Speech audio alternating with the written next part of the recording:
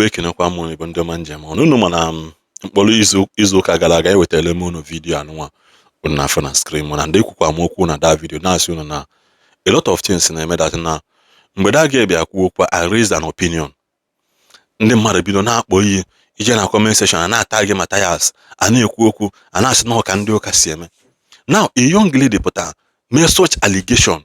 She alleged nye na ihe emere enwe ihe nkwuru asị m ọ bụ na nwoke na nwaanyị na-enwe ka anyị bụ okwu ya esi wee daa mana na nwaanyị na-enwe ka o si sound na ntị.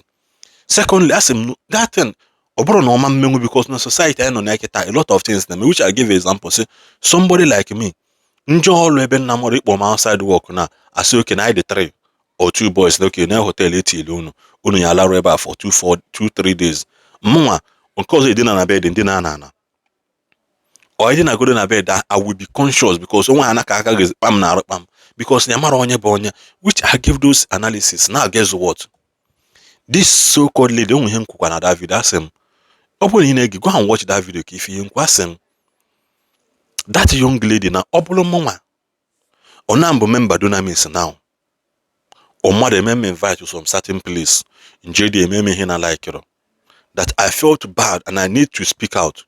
Eme video with you room ka unu fum ni room ka unu fum kan si we megene kan si we kwere tin so that unu na ekwu I say yes na onye do otu a so that the church people amara okay onya is their member or onya or part-time comer because aka na ekwu okwu fake churches, fake men of God, enwekwa fake members.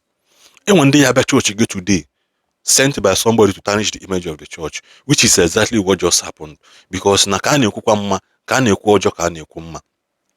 We made this lady invite can kuno for Kadiakos wega because every no we bido mgbe that man abuted the story goes where castigate their Pentecostal churches which na mo kwu bịa kwuo sị na ọ bụrụ na fada ọ na-achọ ịgwa m na since ọrụ no ba NGO na enwetebero any fada enwetebe onye nweta ike isi fada of whether na ala ma alụlụ aka ma na alụlụ imagine na enwetebere ya it is happening. Now he will never admit it. But now the olute Pentecostal churches, he will not have the voice to speak. Mgbe nkwuchara okwu ahụ wee sị that lady kwesịrị ime video. Ome video ewe mala onye a na-ekwu maka ya. Now the story has changed. The girl sị na parents ya na-threaten ya. Parents ya mere nka. Mgbe the man Julia several say on the church na-threaten gị, she said no. Okay, ngwa bịazie n'office na ndị church abịago n'office ka ikwu onye bụ ihe n'iru. Ndị church kept coming 3 consecutive times and a rescheduled meeting.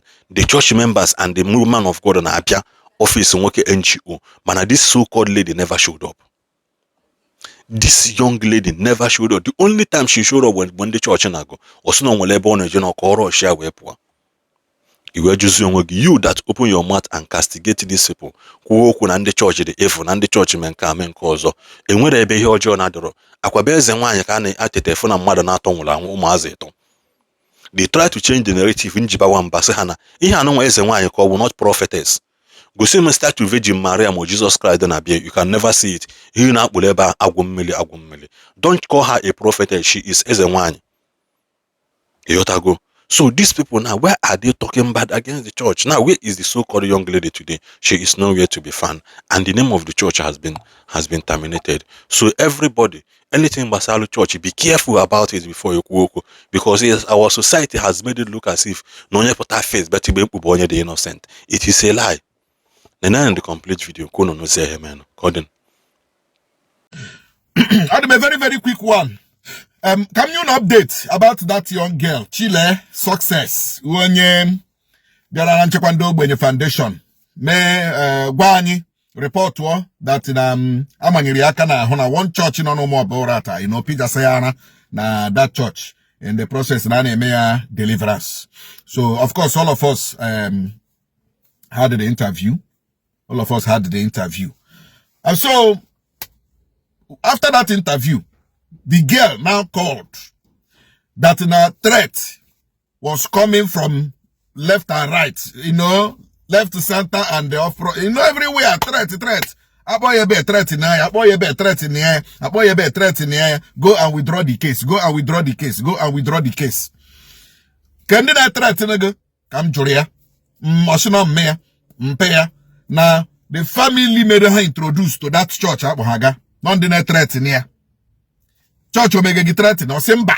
Na church emege here threatening. The church wasn't threatening how. Nde threatening guy how mea mpaya umunnie. In fact, that she has to run away from their house so that the parents and umunniaga hame bono. She has even to remove the SIM card from her phone to ban your phone here so that you won't reach her. Because after that interview, on to even reach her. Because the church letter came to Nchekwando Foundation. So I now invited the girl. Here he could interview back so that, you know, one-on-one, face-to-face.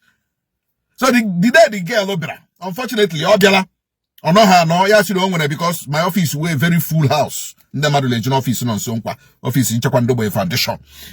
So, yeah, senior when Kiagawa, maybe Emeta Kialachi, by then, maybe then on guy had reduced Sutala. So, Masiang Bayagawan. So, unfortunately, the church members were there. But probably because I'm a honey wonya. So, the guy have to leave. I was here back. See, a lot it is here. Nanda, I have question on God. The guy didn't come back again throughout that day. Obe house. Anya yari boy lu piki. Ma boss here come to this particular place. Obru na eba to go jongwa bia se ebe di otu a. Gwakwa the church members to also come. The church members came that day. The girl nowhere to be found. Anya yari kwa yozo. The church members came. The girl nowhere to be found. So, but the church members, if the last one had the girl or police, if they're at church.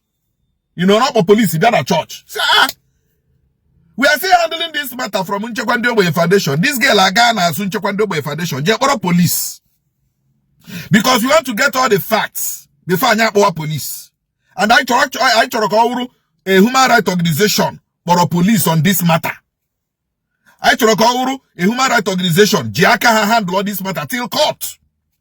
So, but the girl has rejected. So the church members were alleging that no one used to get the girl against the church. But that is not where we are going. Now, I called the father of the girl. See,